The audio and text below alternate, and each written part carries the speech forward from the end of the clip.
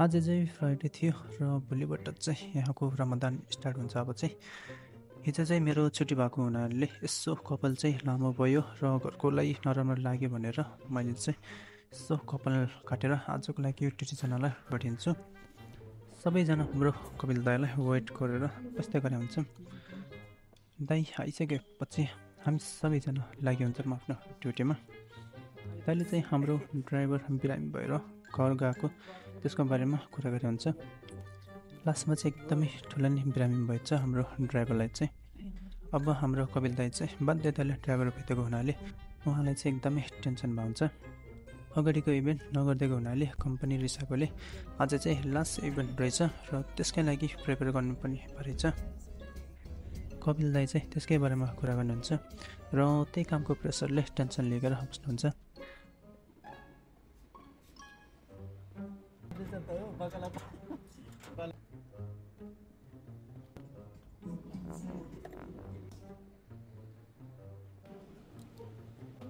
हामीहरू ड्युटीमा आएर आज फ्राइडे भएको हुनाले विकली क्लिनिङ गर्नुपर्ने हुन्छ। आज चाहिँ भित्र आउन साथ हामी चाहिँ चेयरहरू मिलाउँछौँ। चेयरहरू मिलाइसकेपछि बारमा सामानहरू रेडी गर्दै गर्छौँ।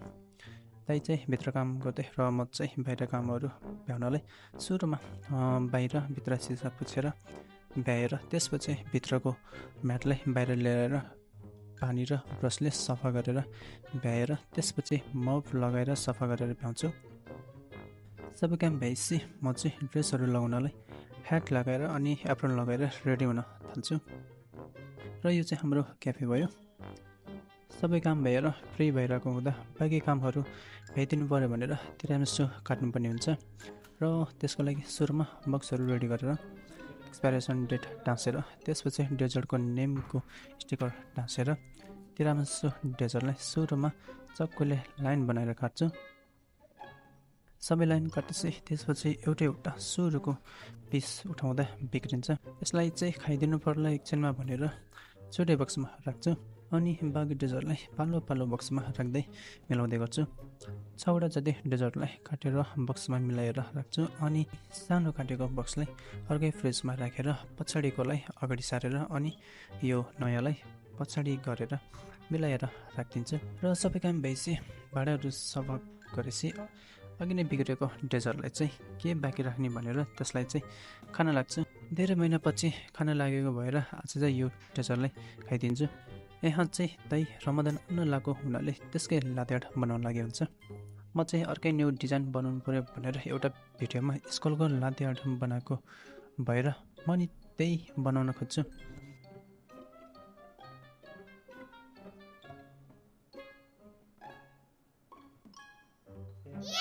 सुरुमा हल्का ठिकै हुन्छ। त्यही खालको 3 चोटिसम्म बनाउँदा यस्तो खालको हाट हुन्छ।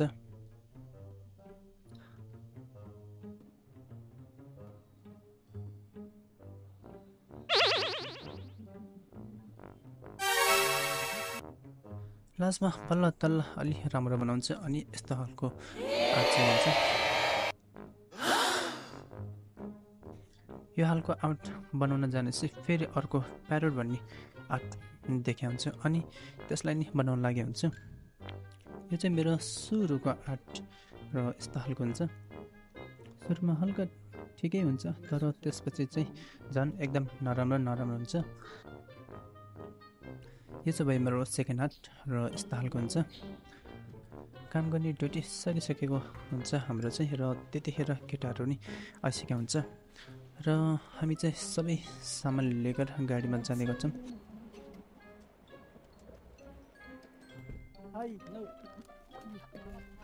र अरू केटाहरूले चाहिँ खानेकुरा देख्छ कि नै भनेर सोच्छ अनि हामीले चाहिँ अर्को साथीले सहरमा भन्ने लिएर दिएको हुन्छ र त्यही हामीले अलिकति खाएर बाँकी चाहिँ केटाहरूलाई दिन्छन्।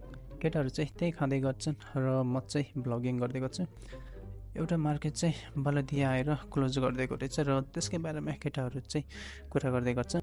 बलदिया चाहिँ फुड सेफ्टी डिपार्टमेन्ट हो र यदि केही नराम्रो देख्यो भने चाहिँ ब्यान गरिदिन्छ, क्लोज गरिदिन्छ र आज यहाँ हाम्रो क्याफे अगाडिको ठुलो मार्केट चाहिँ क्लोज भएको रहेछ।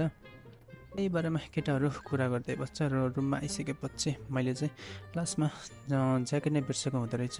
सुरुमा ज्याकेट लगाएर गएको थिएँ। आउँदाखेरि चाहिँ ज्याकेट नै बिर्सेछु अनि दरवाजाको चाबी त्यही ज्याकेटमा भएको हुनाले केही नै बनाउन पाएन मैले चाहिँ। र भोलिको लागि चाहिँ त्यही चाबीलाई चाहिँ वेट गर्दै बस्छु।